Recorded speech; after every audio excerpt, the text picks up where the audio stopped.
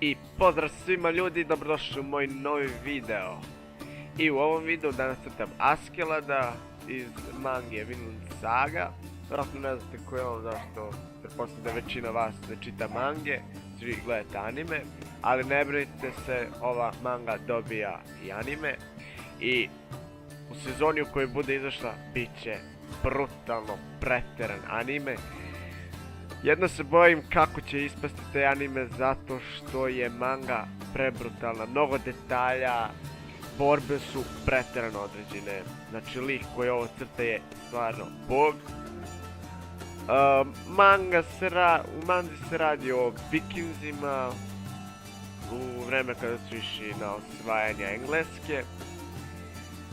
Uglavnom, to je, neću sada vam prepričam mangu i to, da govorim o čemu se baš radi specifično. Askeladdha samo nije glavni lik, to da znate, glavni lik je Trofim.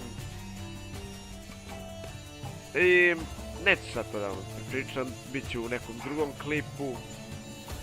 I nadam se da će vam se svidjeti ova manga, ovaj crtež koji sam crtao. I to je bilo to, uživajte, pozdrav.